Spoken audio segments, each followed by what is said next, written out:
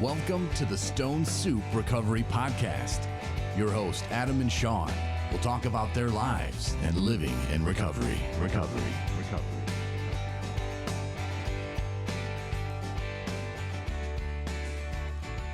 Hello, and welcome to the Stone Soup Recovery Podcast. My name is Sean, And I'm Adam. and we're here to talk to you today about our recovery and what we are doing in our lives. We had a great week this last week. We had some friends over for the weekend. We want to talk about that a little bit. Adam got his Finally. Roadcaster. Am I saying this right? The Roadcaster Pro 2. Yes, you are saying that absolutely. I've correct. gotten it wrong a few times, and you've corrected me. Yeah. So yeah, that came. When did that come? Yesterday? Came yesterday. Yep. We ordered it on Friday and it came just one day. Ooh, today, well, what is Well, today? what about Today's Tuesday. Sunday? So it came on Monday. Yeah. And it was supposed to arrive on Wednesday. Right. And hardly ever did we get things early. And this came very early and that made me very happy. 2 and I was days very early. excited. Yep. That was just amazing. But it did come late. I think it was around 7 o'clock last night when. Yeah, it was really late. And so I was up late working on it, trying to do the initial setup and mapping all the channels and Yeah. just generally playing with my new toy. Mm-hmm. Yeah, I think it was midnight when I went to bed and you were still up. So Yeah. you'll need a nap today. Yeah, the Roadcaster Pro 2 is pretty awesome. It's a production studio in a box, Mm-hmm. and there's literally nothing that you can't really do with it because it's built for content creators, it's built for podcasters, and it's built for musicians as well. And so it covers a whole genre of uses and applications. In which we do all three, so it's Yeah. perfect. We do all three, so that's absolutely perfect. So I'm really happy with it, and I just feel really blessed to have it. Okay, and so what's it called again? Roadcaster Pro 2. And you can buy it where? Um, you can buy it everywhere. They sell it. Probably the best place to buy it is Sweetwater, Mm-hmm. Sweetwater.com, because they have a 2-year warranty. Right. So I would say that's probably the best place. Yeah, Sweetwater's known for their musical instruments. We've bought a lot of gear from there. A lot of gear from there.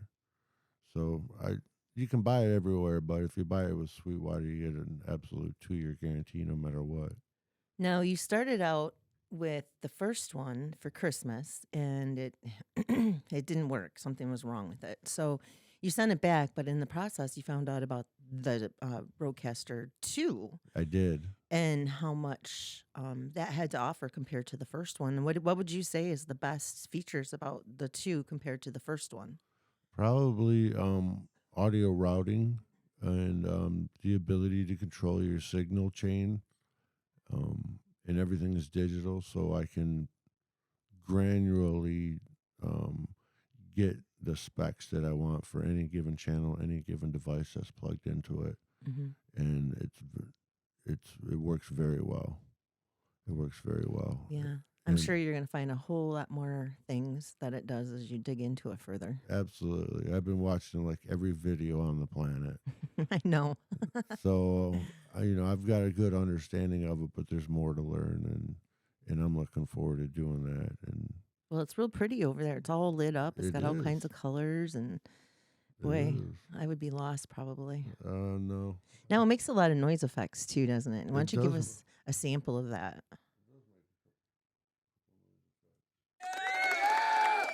Hey. Hey. Yep.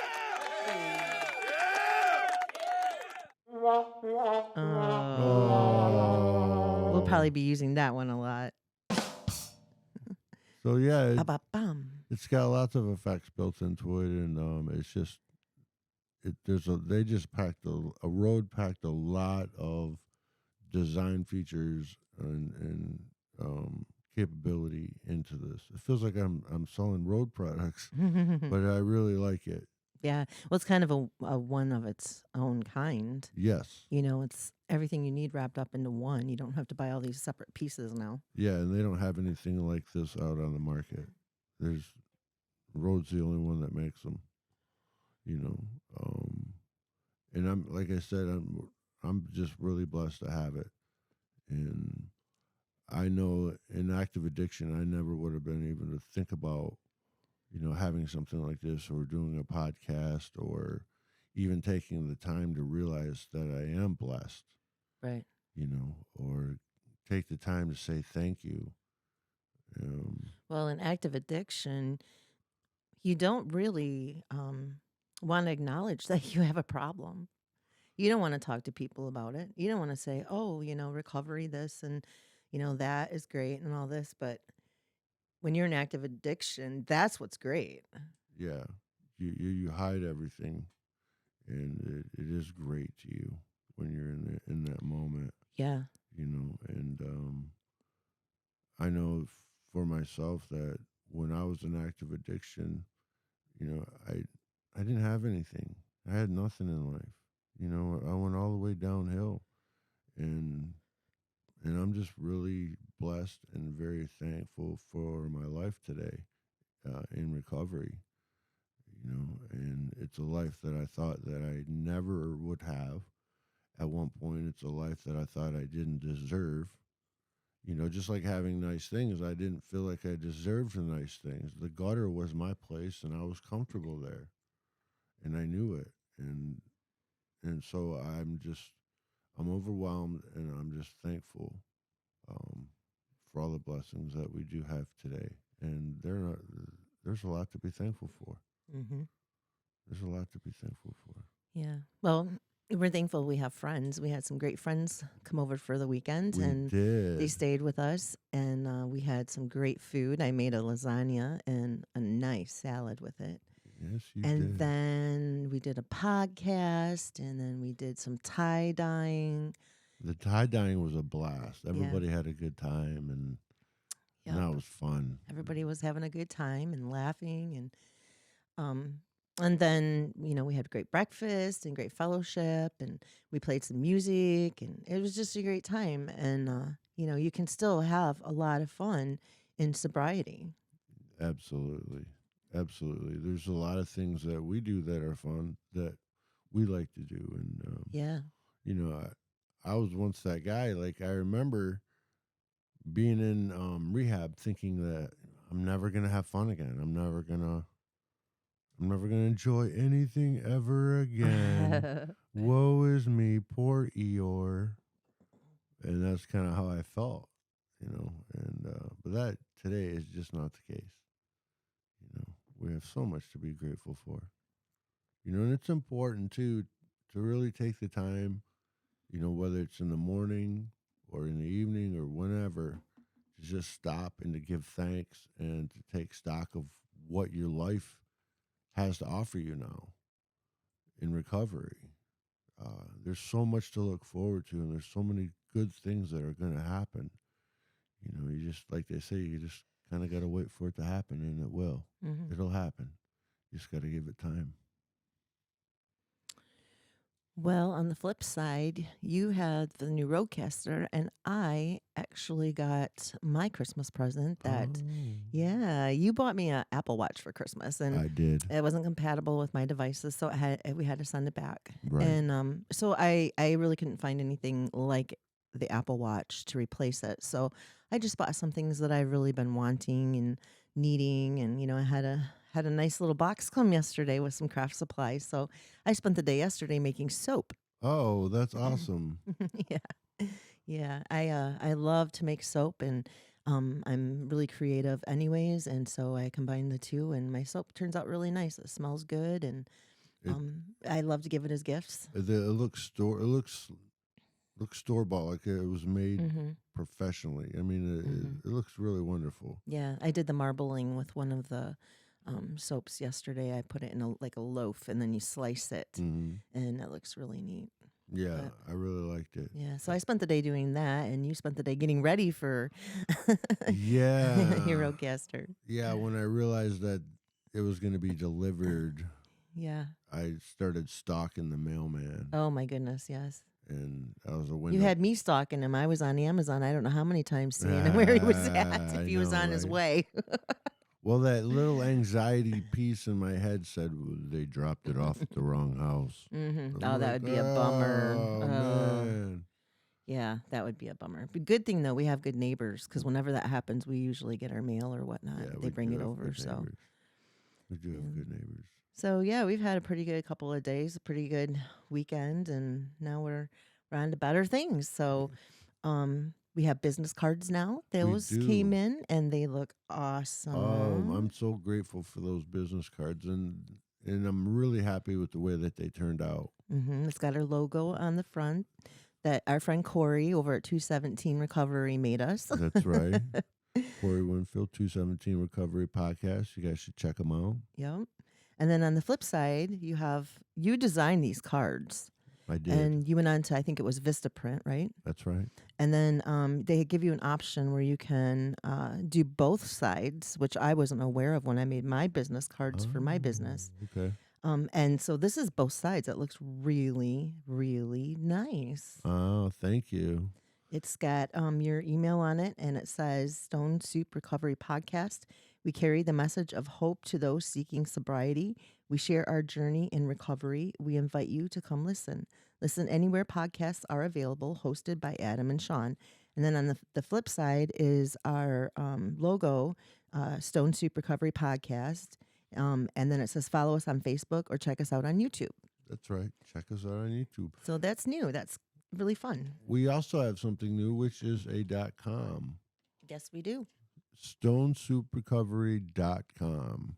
You can go there and get updates, and you can listen to new episodes, and you can learn a little bit about me and Sean, and just kind of take the tour. That's StoneSoupRecovery.com. You guys should totally check us out. Yeah, we're just getting that going, so it's going to change a little bit as we get better at it, but yeah, it's going to be good. Yeah, it's a good site. You should check it out. So, what do you see for the future for Stone Soup Recovery Future. Podcast? Yes, now that you have this brand new Roadcaster, and are you going to be traveling with it? I don't know. They sell these travel cases, which I've looked at. So I don't know if I'm going to take the Roadcaster or if I'm going to buy a secondary unit that's portable, more portable and built for. That's probably what I'll do.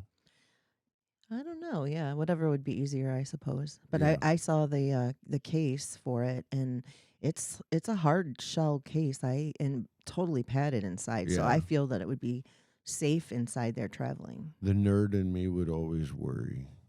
Mm-mm. But no, it's something I considered, and I just may do it. We got invited to come down to the UFAM rally down in Lansing and sit in with 217 Recovery Podcast, and Oh, that'd be fun. so we're looking at possibly doing that. Now, So what is that about? What is that? the UFAM rally? What is it? It's called a UFAM. UFAM? Mm-hmm. Okay. And it's all about just it's the recovery community coming together. Families United, U Family, and yeah, it's a great event. Where's it at? It's in Lansing. Lansing. Okay. And that's this coming summer, and Yeah, I June or have to July. talk to Corey and get the details on it. And I'm sure he'll listen to this and correct me back on some of the things I just said. 'Cause Yeah. But we're just getting the word on it. So yeah, and so we're gonna put that out there, and hopefully we can get that rolling. And I think that's something that's exciting. That's something to look forward to for Stone Soup Recovery Podcast to look forward to. And as far as where do I see us in the future, I see us doing this. I see us Mhm. doing podcasts and talking to the world and sharing stories. And I would love to be the man in the street who goes out and gets the stories and meets the people. see, you are planning on traveling then. I guess I am. I guess I truly am. Yeah. Nothing wrong with that. Speaking of traveling, I'm looking forward to the summer and the spring. I'm over winter. I want to use our camper, Me too. and that's another wonderful thing that we do in recovery, and that's go camping. And for us, that's a lot of fun, and I really look forward to it. And we've got a couple more months to go, but we're gonna get there. Yeah, geez, this is the last day of January, I believe. Right? Yeah, Yeah. So tomorrow's February. We're getting over the hump here. we're getting in over the hump. February. I Yeah. know we're getting You know, there. Valentine's Day is coming up. I know, dear. I figured I should drop that little hint. I have not forgotten. I have not forgotten. Flowers is good. Chocolate, jewelry. You know, The main staples. anything. The main staples. Well, no, dear, I have not forgotten, and I know your fondness for fudge. Mm-hmm. So I will keep all of that in mind, and we will see what Cupid brings to your doorstep. Yeah, maybe a bigger teddy bear. We have a teddy bear in our studio here, and he's just a little guy. He's probably maybe 6 inches tall. And he's sitting in a chair right now, and we kind of talk to him too, like he's a person. That's right. So I was just saying we need to get a bigger teddy bear. Yeah, bigger bear. Yeah, I'd like that. he still needs to be included too, but we just need a bigger bear so we can everybody can see him. That's right. Part of our audience. And we can put headphones on him. Part of our audience. So I was reading the AA book, and I found something that I thought was kind of interesting. So I thought I would share it. I'm not one really to read out loud, but I will do my best. You're going to do wonderful. I have no doubt about it. Yeah. It says, God willing, we members of AA will never again have to deal with drinking. So that's us. We never have to deal with drinking again. We don't have to. No, we don't have to. But we do have to deal with sobriety every day. And how do we do it? By learning through practicing the 12 steps and through sharing at meetings how to cope with problems that we look to booze to solve. So the problems that I always had, really when I think about it, you know, all the things that were bothering me, that were on my mind, that were hurting me, that were, you know, they were they were all there, and I was drinking alcohol to get rid of them or to numb them so I didn't feel them anymore. But there's another way that you can do that, and that's by going to meetings, by talking to people, and by getting it out in the open. You don't have to drink the alcohol. You can talk about it. Absolutely. And it's proven that it works. So, for example, we were told in AA that we cannot afford resentments and self-pity. So we learn to avoid these festering mental attitudes. Similarly, we rid ourselves of guilt and remorse as we clean out the garbage from our minds through the 4th and 5th steps of our recovery program. We learn how to level out the emotional swings that got us into trouble both when we were up and when we were down. So if you stick with it, you're going to learn how to deal with all those other issues too. All of them. We are taught to differentiate between our wants, which are never satisfied, and our needs, which are always provided for. We cast off the burdens of the past and the anxieties of the future as we begin to live in the present, one day at a time. We are granted the serenity to accept the things that we cannot change, and thus lose our quickness to anger and our sensitivity to criticism. Above all, we reject fantasizing and accept reality. And then I'm going to skip ahead, and it says, I found it beautiful, for at last I was at peace with myself and with others and with God. That's a great passage. There's a lot of wisdom in that small couple paragraphs. Yeah, exactly. And it's kind of, you know, what we've been talking about lately. Yeah. One thing I noticed that I can work on, and I do work on, and it's going to come, is sometimes I'm quick to anger, and I don't mean to be. And it's a habit that is instilled in me that I've created for myself. Mm-hmm. That's one of them. Yeah, I noticed for me too when, you know, I get like that if I just take a breather, walk away for a few minutes, and it just subsides really fast. Yes. As fast as you get angry, it'll also subside that fast if you let it. Right. I agree with you. You know, for me, a part of it too is the anxiety that goes into that moment when you get upset, and trying to calm all that down. And it took me a long time to filter through and be able to recognize it for what it is. Yeah. You know, it truly has. But I'm grateful to recovery, and I'm grateful to the program. Um, Hmm.